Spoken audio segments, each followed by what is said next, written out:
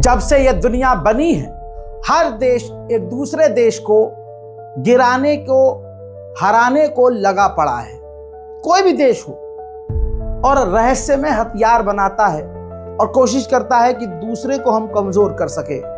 ऐसे में अमेरिका दुनिया में हमेशा आगे रहना चाहता था। ऐसे ही इतिहास की एक घटना है। इस घटना का आज तक मामला खुलकर सामने नहीं आया है कि इसके पीछे था कौन, मकसद क्या था। वो तमाम तरह के सवाल अभी भी बाकी हैं। अमेरिका के ऊपर एक हमला हुआ था। जी हाँ, हवाना सिंड्रोम अगर आप लिखेंगे गूगल पे तो आपको पता कुछ चलेगा, लेकिन डिटेल में और कम वक्त में आज आपको रज़ाग्राफी सोशल पर बताने वाला हूं कि क्या था हवाना syndrome. In the last couple of years, dozens of American diplomats and spies have fallen prey to what is described as the Havana Syndrome. Havana Syndrome. Havana Syndrome. Havana Syndrome. Havana Syndrome. Havana Syndrome. Havana Syndrome. Havana Syndrome. Havana Syndrome. Havana Syndrome. Havana Syndrome. Havana Syndrome got its namesake in 2016 after 26 diplomats and their families in Havana, Cuba, began experiencing dizziness, headache, fatigue, nausea, anxiety, memory loss, even brain damage. The cause is believed to be some sort of device emitting ultrasonic or microwave energy.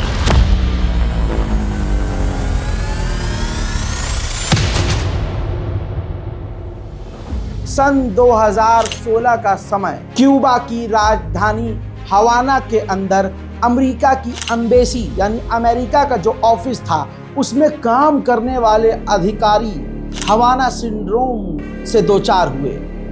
यानी उन पर कोई बंदूक गोली से हमला नहीं, ये एक ऐसा हमला था यानी अचानक से वहाँ जो अमेरिकी काम करने वाले लोग थे उनके सर में दर्द होने लगा।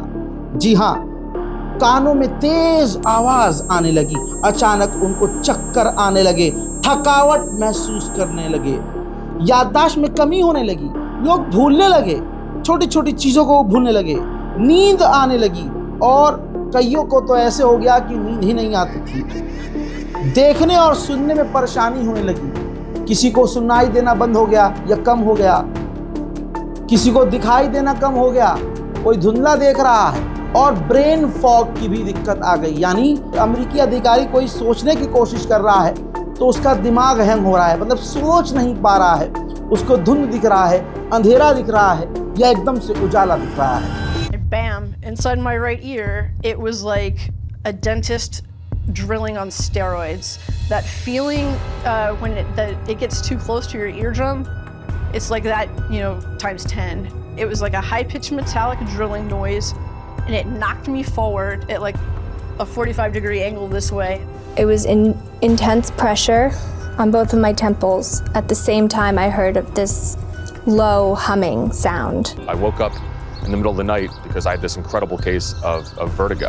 It felt almost as if I was in some kind of, carnival ride. I'd spent years in war zones of Iraq and Afghanistan. I'd put my life on the line. This was the most terrifying experience of my life. I had no control.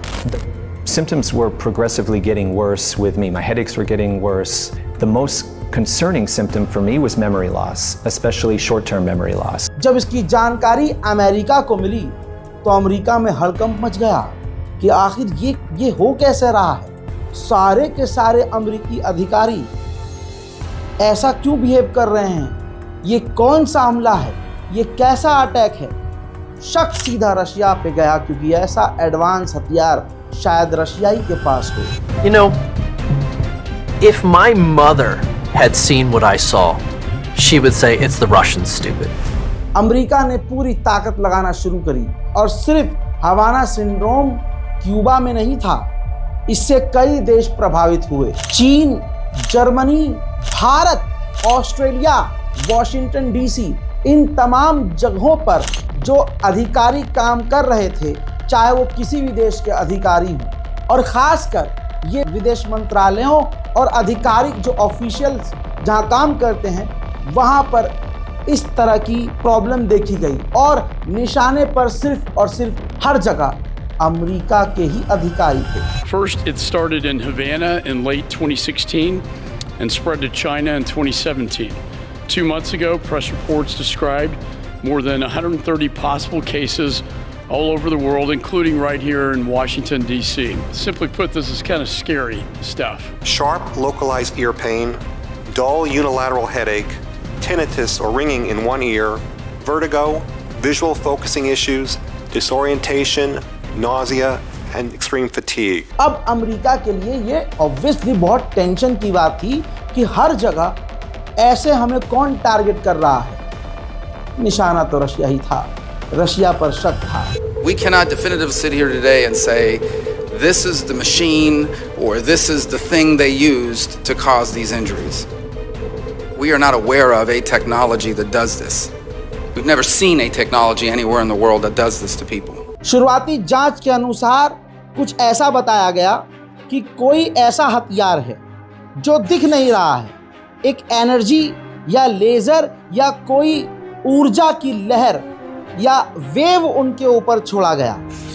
जी हाँ, जिसे 2-3 तरह से बताया गया, जैसे microwave radiation, दूसरा sonic attack यानी आवाज से हमला, मनोवैज्ञानिक प्रभाव यानी इससे क्या होने लगा, तनाव और डर, जिसके ऊपर ये अटैक हुआ वो तनाव में रहने लगा, डिप्रेशन में चला गया, हर चीज से वो डरने लगा।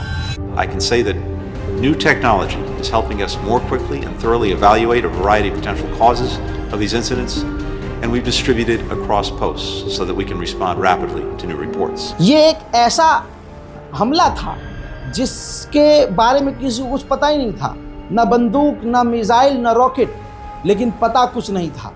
एक ऊंची सी आवाज कान के अंदर, सीटी बजने वाली आवाज भी कईयों को महसूस हुई। As many as 200 Americans working abroad who traveled to India this month is the latest flight to Vietnam. This year, 24 new cases in Vietnam, another in Berlin.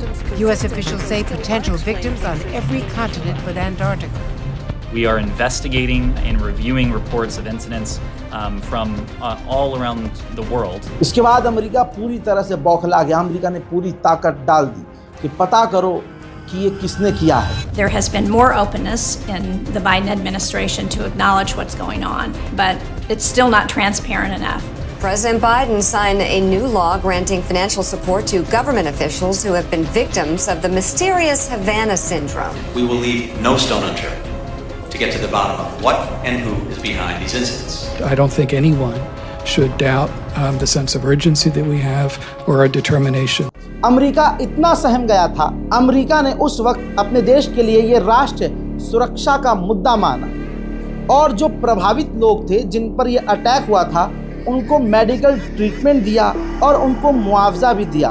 Many years, American personnel serving in Cuba, China, and elsewhere have experienced unexplained, serious medical harm, including, in some cases, permanent brain injuries. These conditions are believed to be connected to a mysterious direct energy weapon used by those who are our adversaries.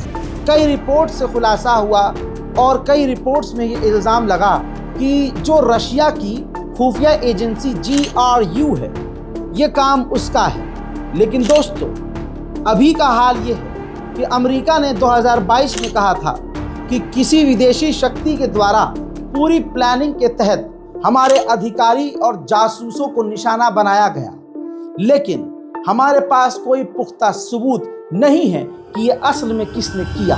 That kind of technology is very real and it can threaten people not by bullets, simply by using the capabilities to send a wave into an embassy. आगे America ने ये भी बताया वो हमला इतना खतरनाक था कि आज भी वो अधिकारी जो उस अटैक की चपेट में आए आज भी शारीरिक और मानसिक रूप से बीमार हैं और आज भी उनका इलाज चल रहा है। आज सन 2025 में भी ये अटैक किसने किया था अमेरिका ने पूरी ताकत लगा दी है, लेकिन किसी का नाम नहीं बता पाया।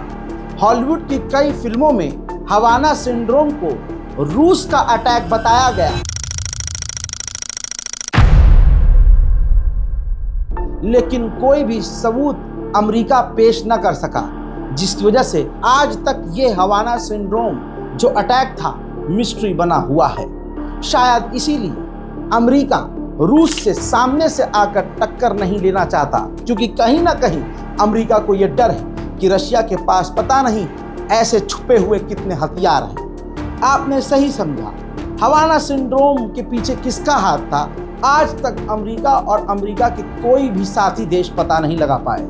यह था हवाना सिंड्रोम। कैसा लगा जानकर राय कमेंट में लिखिएगा, रिपोर्ट को शेयर कीजिएगा। जय हिंद।